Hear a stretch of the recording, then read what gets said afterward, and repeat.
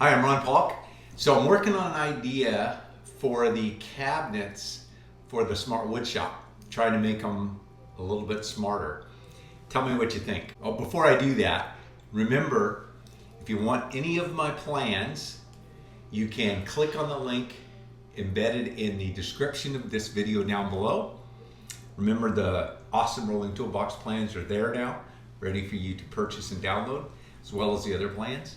And also at the end of this video, there'll be a link embedded in the video. If you've been following along, you know I'm working on this little bump here that will keep the drawers in when I'm traveling, and just a slight lift will allow me to pull it out. I got to thinking a couple of things here. One is thinking about, instead of doing this bump, of doing just an angle so that it will slide in. Here you go, this angle, which is the same as the bump, only instead of coming to an abrupt 1/8 of an inch step down, it'll just slide in, and so the drawer will rest right in that little crook right there. I'm working on a jig to create, I want to be able to create these sides with a jig with my router.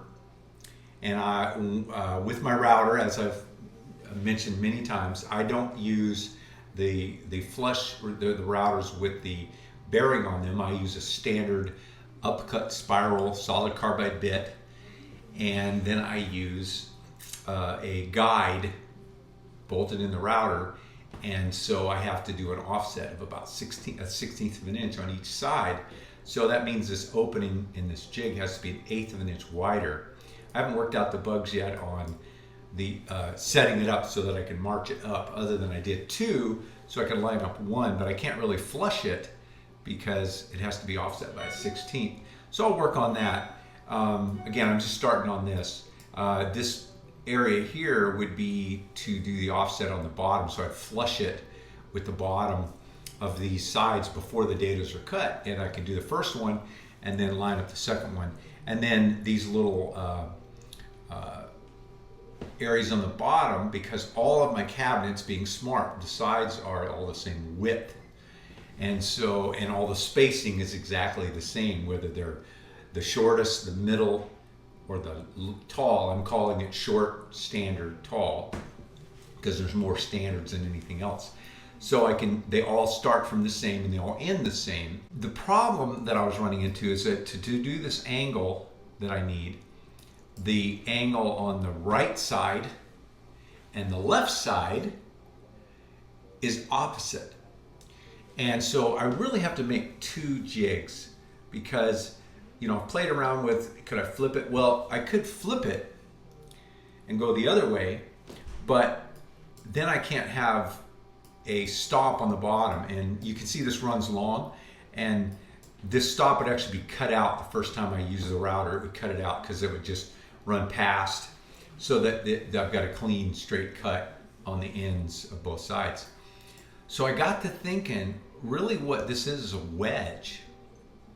So rather than making this angled cut and making 2 of these, I could just make the dados 3/4 of an inch, 18 millimeters, all the way through, and then make these wedges, put some wood glue on them, flush them right with the front, and put a couple pins in, 22 gauge, 1.25" pins, and it would work out perfect. And then I could make this jig so that I can march up from the bottom and make these all uniform. But what's cool is now, if I do that, instead of having a right side and a left side, the sides become non-handed. So I can make all the sides exactly the same. So it's one, other than the different lengths, the 3 lengths, the sides would all be identical. The rights and so I don't have half rights and half lefts. I can just make them up. I could actually build the cabinets, and then in the fronts of each one, glue on these wedges on the bottom, glue and pin. And so then the jig becomes a single jig, and the sides are all non-handed. That's the way I build my cabinets, are non-handed, because I use a 32 millimeter system, and I have it all dialed so that I drill, all of the holes, and the side can go front or back. So there is no right or left. It's just the edge banding that makes the difference in the right and the left when I'm doing cabinets. So I've been doing that for decades. And so by separating out and making this ramp, and I could, if I decided that instead of a ramp, I wanted the 1/8 inch solid piece to drop in, which I haven't decided yet. I think I'm going to cut some samples down in the shop and see what I think. But I like this ramp idea.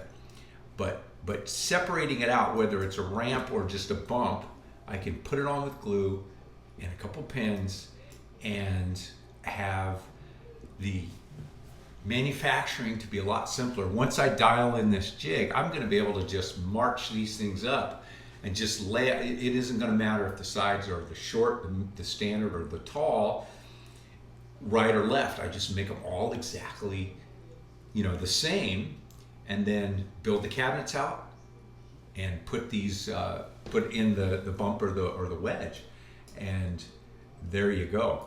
So I like this idea, and I think just noodling on this a while, this makes a lot of sense, and it is going to make the manufacturing, the production of these go a lot quicker.